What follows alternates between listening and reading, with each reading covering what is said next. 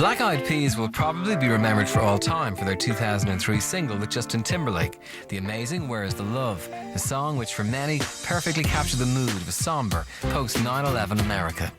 It took the band from the level of a hugely well-respected and successful alternative hip-hop act to a level of mainstream success that they could never have imagined, turning their album Elefunk into one of the recording sensations of the year and picking up MTV and Grammy Awards as if it were for fun.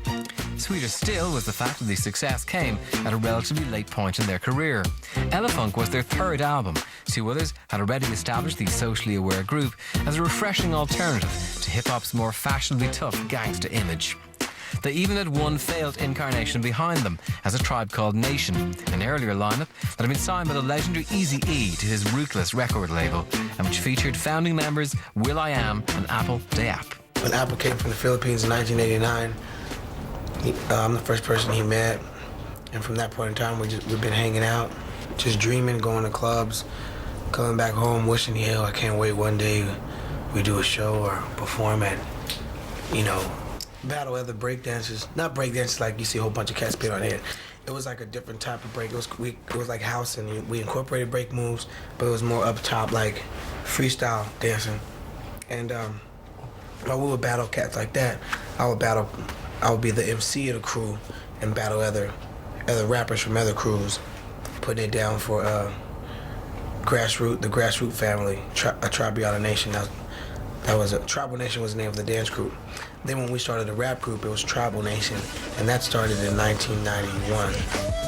The Tribe Called Nation were quickly signed by the legendary Eazy-E, but others at his label were uncomfortable with the group's music, and when Eazy-E died tragically in 1995, the album was shelved. Forget college. Yeah. You know what I mean? Like, this is it right here. Then Eazy passed away with AIDS in 1995, and like, dang. That's the largest $3,000 I've ever gotten in my life. Yeah, we got like 10 G's. We split it up 3 ways, me, App, and Mookie. And it was 33 and a third. And then I bought a yellow Fiero with my money. It was like a ghetto Lamborghini. And then Apple bought a whole bunch of clothes from Extra Large stuff. Remember all the clothes you got? Extra Large. Beastie Boys. Beastie Boys had a clothing line called Extra Large, so he went out and embellished, Beastie Boy attire. And I bought a Volkswagen Bug. Yeah, he bought a Volkswagen Bug. We took a leap of faith, like, this is it. Let's do this music stuff. And our co-signer bounced, metaphorically speaking. He passed away. And that was a blow, because we had lost a friend who believed in us enough to give us a deal, make a record, and we were planning on putting it out. And then we have no deal anymore, because the record company is under surveillance and who's going to own it, So the name is tied up. So we're like, let's change the name to Black Eyed Peas. Got Taboo in the group because he was in our family called Grassroots. And so the pair decided to enlist the services of Taboo and vocalist Kim Hill, relaunching themselves as the Black Eyed Peas, with a strong social awareness in their music quickly distinguishing them from the other, more violence-obsessed LA acts. Our music is sort of like the reflection of LA, You see a lot of different races, so we're exposed to a lot of different music, So that just... And plus, we're like, being in a band, like we were getting tired of just looping things. It was just like 3 minutes over and over again. It was just like, it felt good to make a change. Like, that sounds beautiful.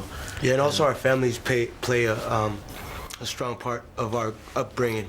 Moms would kind of showed us a positive outlet, even though there was negative things going on. Yeah, even though I'm from the projects in Los Angeles, a lot of my homeboys are dead or in prison. Got a cousin in prison. Seen a lot of the same things that these guys have seen firsthand. Seen my homie get shot in the face. One of my friends got shot in the back by cops. I seen a lot of stuff, but I think the thing that saved me from going that route was Apple coming from the Philippines, because it gave me a place to go, and my mom let me go there. Because if Apple never came, I would have hung out with my homeboys. And then I would have, instead of, being passionate about music, I would have been passionate about other things. Everybody. Live shows in LA were rapturously received, both for their music and their dazzling energy.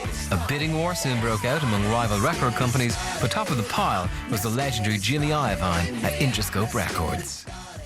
We started performing in LA, doing clubs, also doing a lot of colleges, building a fan base to the point where we didn't have to go out to look for a label. The label came to us because of the buzz we created. So there was bidding wars happening. Everybody wanted us and whatnot. So we went with Jimmy. He called us in his office and he says, and the money was up there. Like Sony offered us like a stupid amount of money, like dumb, for a hip hop group. You know what I mean? A hip hop alternative group. That was the idea. Like, let's go and do like all the odd tours. And then Jimmy says, you could sign with Sony and they could get all that money. But if you don't sell records, that'll be your last album. If you sign with me, no matter how many records you sell, you'll always be able to put out albums. I was like, really? Promise you. Really? Yo, he said, no matter how many records we sell, we'll still be able to make records. So we took that deal. And he's lived up to that 100 folds.